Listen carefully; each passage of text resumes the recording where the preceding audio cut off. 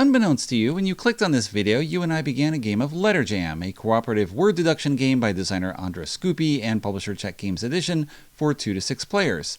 In the game, each player gets a word that's composed of a number of letters, 3 at the lowest, probably 4 to 5. You can go to 6 if you want to make things difficult for yourself. And you are trying to determine what the letters are in the word that you have, and then you have to anagram those letters to form a word. The game lasts a number of rounds. We're going to give clues to each other. And the trick to this game is that you don't know what your letters are, but you know what everyone else has in front of them. Here's the setup for a 2-player game of Letter Jam. I've created a 5-letter word for you. I've shuffled those letters and laid them out with the first letter in this plastic stand so that I can see it, but you cannot. You have created a 5-letter word for me with this first letter standing up, visible to you, but not to me. Except, of course, I'm recording a video and can see it on playback, but never mind that. You always have 6 letters in play, no matter the player count. So in a 6-player game, everyone is going to have their own word. With a 2-player game, you're going to have 4 dummy piles with 7, 8, 9, and 10 cards, as specified here, and both of us can see what these letters are.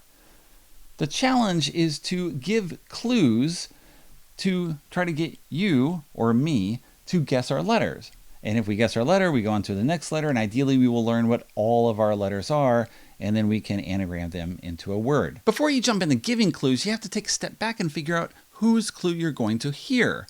Each player can see 5 letters in the game, all the letters except their own. So you and I, in this case, in this 2-player game, we can each see the same 4 dummy letters, but I see your letter and you see mine. So we're not going to necessarily give the same clues. We want to give a clue that's going to help other players guess what their letter is. So you're trying to think of a word that will help them as much as possible nail down what their letter is. And in a game with more players, you're trying to use as many players as possible in a distinct clue word so that ideally everyone can get their letter. It's not always going to happen, but that's the goal. And to decide whose clue we're going to hear, you start by giving the parameters of your clue. I can give a 4-letter clue that uses 1 player letter and 3 dummy letters. I don't say whose player, although in a 2-player game, of course, it's going to be yours. But with 6 players, maybe I say I'm going to give a 4-letter word that uses 3 players and 1 dummy. I don't say which players I'm using. I don't want to give clues that way because that might help someone. Even that little bit of information might help someone decide what they want to do. Maybe you say, I can give a 5-letter clue that uses 3 players and a dummy. Possibly not the same players, I don't know. In general, longer words are better because they will often have more restrictions on which letters can go in which slots of the word, which will help people give more information. So we go back and forth. I got a 6-letter word that uses the wild card and 2 dummies and 2 players. Whatever it is as we're thinking about it. You introduce the wild card, it's helpful because it gives you another letter option, but are you able to deduce what the wild card letter is? If not, that might not help you determine what your letter is. Let me give an example of this. As I look at the letters on the table, I realize I can make an 8-letter word that uses 1 player letter, 4 dummy letters, and the wild letter. We decide that's the best clue, that's what we want to go with, it's going to give lots of information, use lots of letters. I take a clue marker from the board. This card indicates how many clues we have available, and in a 2-player game, I'm going to take red clues for my first 3, and then I start taking green, and if we run out of green down here, I can't give any more clues. You have to also give 3 clues, and this unlocks the 3 clue tokens at the center of this card. This card is similar with the 3-player game, except we both give 2 clues, and the 4, 5, and 6-player games use similar cards, where you have a clue locked inside, which encourages everyone to give clues to help all their fellow players, and so you unlock that additional clue and add it to the clues that are shown on the leaves. So we decide we're going to go with my 8-letter clue. I'm going to use these numbered tokens to show which position each letter is in. So the word has C in the first position, and O, L, something, C, your letter, and S. So you don't have to remember that information. Each player gets their own sheet on which to take notes. The sheet shows the letters in the game up top. All the grayed out letters are not in the game, so you know you do not have a J or a Q or a VXZ. Those are hard to decipher, or possibly easy to decipher but hard to use in words, so the game does not include them. You're going to take notes based on the clues that are given, so you might have your sheet folded down so other people cannot see it, something more important in a game with more than 2 players, and then you're going to write what you see. So, COLL something C underscore S. Do you know what your letter is? If you give a clue that's somewhat vague, if I said, of course, C blank T, that's not very helpful. That could be cut, or it could be caught. So you know it's one of those 2 letters, but not which one. You could take a guess, or maybe you just want to wait for me to give another word. If you think you know what your letter is in this 7th spot, then you take your letter card, you put it face down, you put your next letter up without looking. You can never look at your letter to confirm whether you're correct or not. We take back all these number tokens, and what's more, we get rid of the dummy letters that we use. So you might have had a decent word that used some of these letters, but now they're all gone. Every time you use a dummy letter, those are removed, and then you add the next one in the pile. And that's helpful because underneath each set of letters by a dummy letter is a clue token. And if you use the final letter, then you unlock this clue and it gets added to your available clues. So you're encouraged to use lots of other letters in a secondary way, not just because it's helpful with longer words, but because you can unlock new letters. Now we have a whole new set of dummy letters available to us. What's going to be our next clue? When I first heard about Letter Jam, the game sounded interesting, but I could not piece together how it actually worked. Cooperative word game, you're trying to deduce your letters, you don't see your letters, everyone else does. Okay, it's Hanabi style where the information is available to all. But I couldn't quite grasp how it worked, so I wanted to jump in with a demo and show you by example. Maybe that helps. You have to actually see it in action. It's even hard reading the rules to get a sense of how it actually plays until you are in the midst of it and you see how it works. I've now played the game on a prototype copy 6 times with all player counts 2 to 6. Played several times at the Origins Game Fair convention and then on a sample copy that CGE let me take home from the fair. And it's fascinating. The game mirrors the creative element of Codenames, possibly the best party game of all time.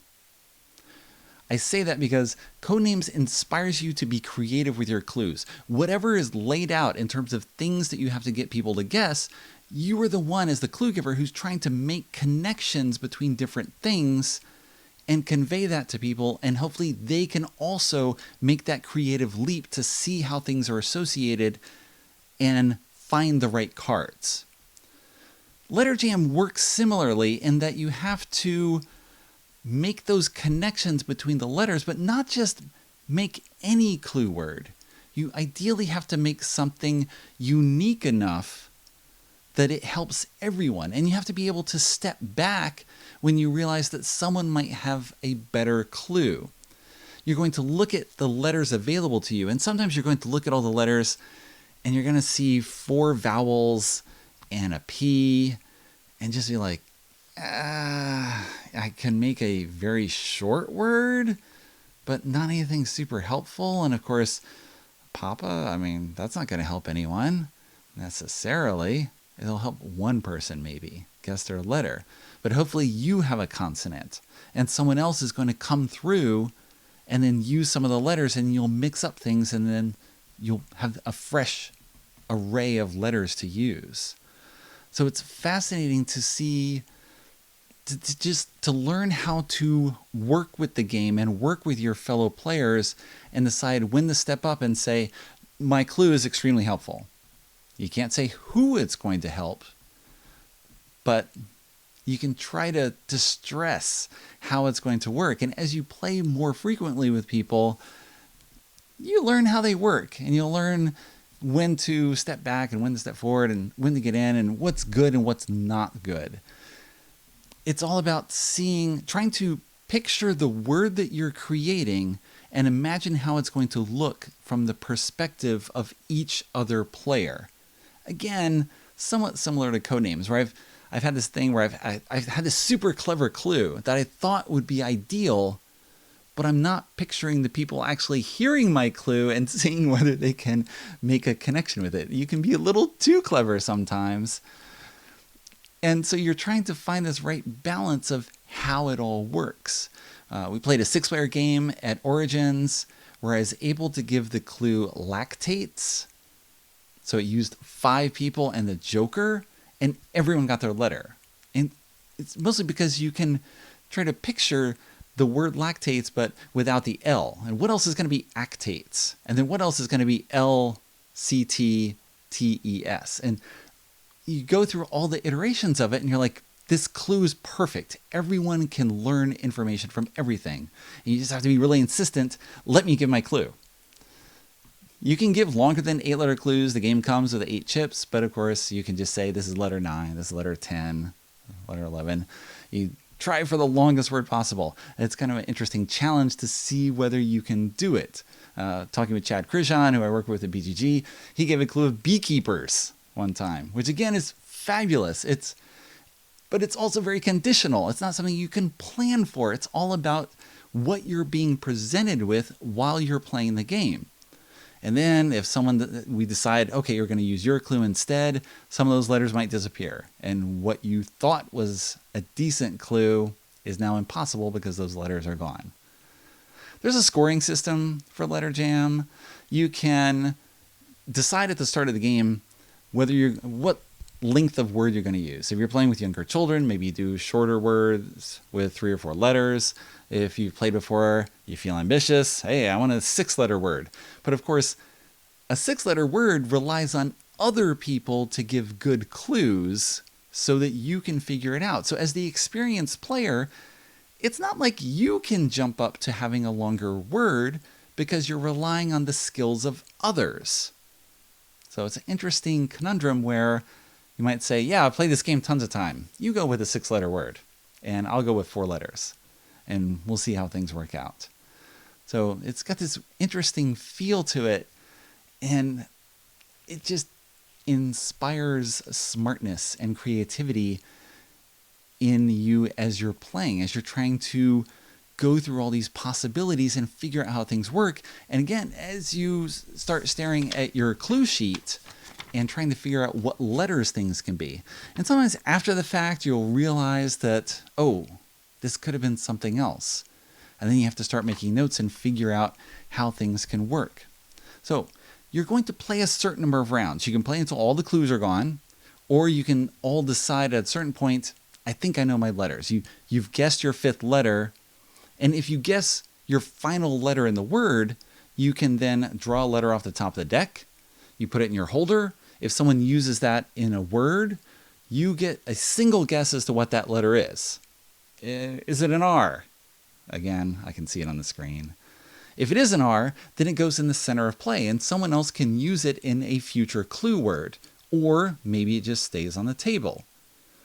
When you reach the end point of the game, when all the clues are done, or when everyone thinks they've gone through all their letters, you then each have to anagram your letters to make a word. So you look at your clue sheet, you write down all the letters that are in there, and then you can see how to rearrange them. And then once you do, maybe you put the clues there. I think this is letter 1, and this is letter 2, and this is letter 3, and then you can slide them on the table into the proper order.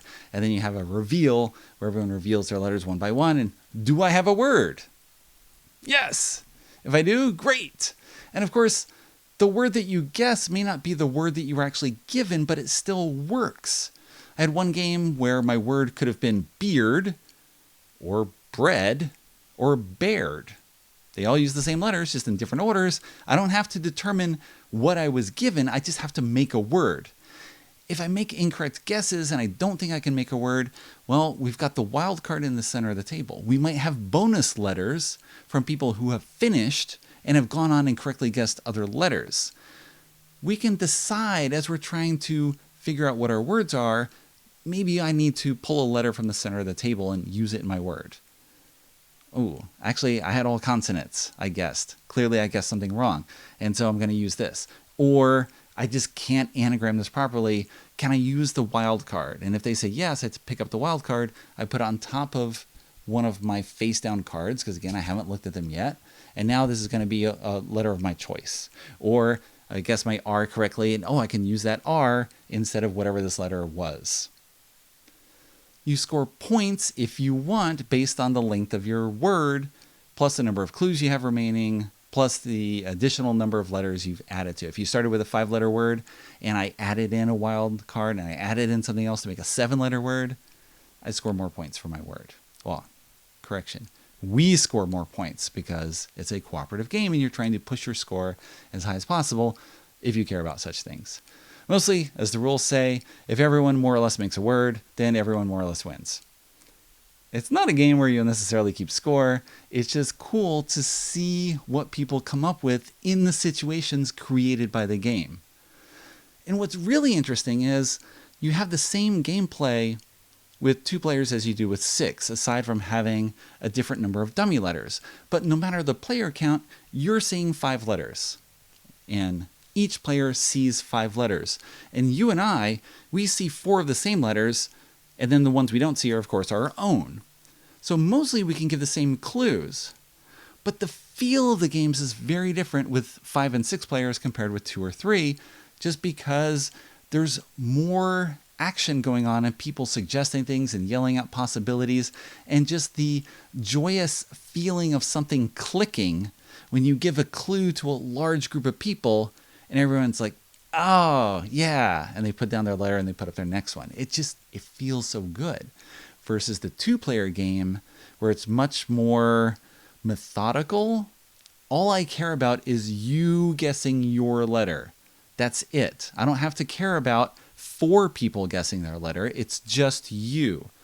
So I have to determine how best to use your letter in a clue to make it obvious to you. And everything else doesn't matter. So it's a little less interesting because you don't have the appeal of the crowd and you don't have to worry about everyone's letter. That's fun. That's a enjoyable part of the game. Oh, I use the fun word. I usually don't use the word fun. But it's a satisfying experience when you can make that happen and when someone else makes it happen and you realize what they did. Oh, it feels great. It's a wonderful opportunity generating game for these clever moments. It's a little harder than Codenames. It's a little more challenging to get into. It doesn't have that same appeal to Codenames where anyone can walk into a room and join a game in progress. That's something that Codenames has that Letter Jam doesn't. Letter Jam instead has this little more entrenched feel where we're all in this together. We got to figure out how to make this happen. If someone falls behind and they haven't guessed their letter yet, we know we have to focus on them and ideally push a clue on them that is going to help them beyond all doubt figure out what their letter is and keep going. So you're trying to pull everyone up and make sure you all get to the finish line properly by giving smart clues in Letter Jam. Letter Jam debuts at Gen Con 2019. You will see lots of people staring and pondering at letters at tables at that show. You should join them. Try it yourself.